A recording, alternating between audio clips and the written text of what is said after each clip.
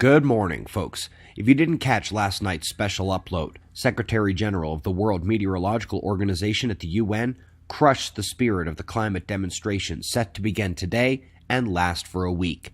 It was as much a whip around as the plasma filament does here on the South, looking in 304 angstroms. Link is below to that video. Check it out. But we've got some incredible news this morning as well, so let's go to spaceweathernews.com.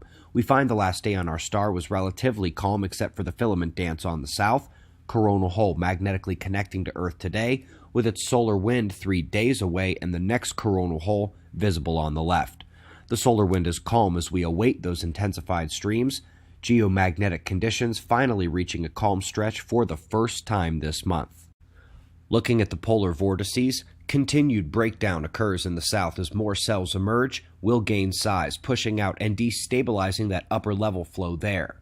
Meanwhile, as promised, it is kicking up in the north. 3 weeks ago there was no rotation whatsoever, and now the cold season begins and the vortex forms. It is forecast to have a weak season though, which spells tremendous cold this winter for Europe if not much of the northern hemisphere.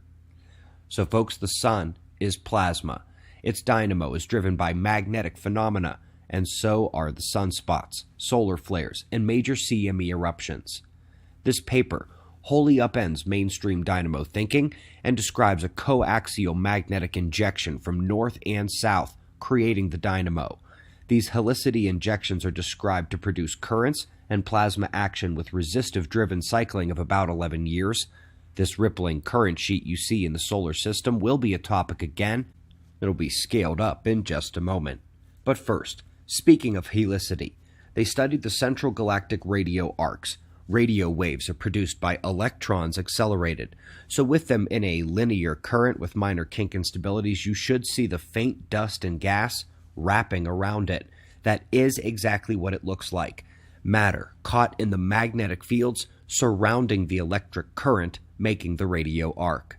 And so we combine the electromagnetic Milky Way engine with the scaled-up solar system current sheet to the galactic level. Folks, a terrific new magnetic model of the galaxy takes that coherent fields concept and maps out the expected distribution of cosmic rays.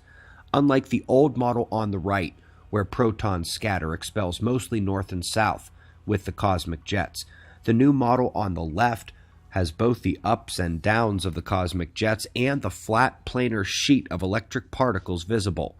It's there in the galaxy, and catastrophe cycle followers know that's all you need for a cyclical solar flash.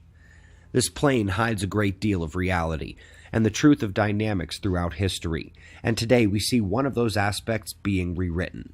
Folks, they have modeled the dwarf galaxies surrounding the Milky Way and determined they don't need to have any dark matter. It's a function of their missing mass being real mass stripped or left behind during these highly dynamical moments. Folks, this comes as 5 straight major circumgalactic medium studies go electroplasma and imply magnetism over gravitational chaos. And now, we get it for the subcomponents of the galaxy, the biggest group chunks sticking around but not exactly spinning with the program. Folks, the climate stuff, the cosmology and dark matter fail, the current sheet of the galaxy causing the solar catastrophe. All these items are linked right below the video in the description box, and I assure you, the shift is underway. We greatly appreciate your support. We've got wind map forecasts and shots of our star to close. We'll do this all again tomorrow, right here, but right now it's 5:15 a.m. in the new Valley of the Sun. Eyes open, no fear. Be safe, everyone.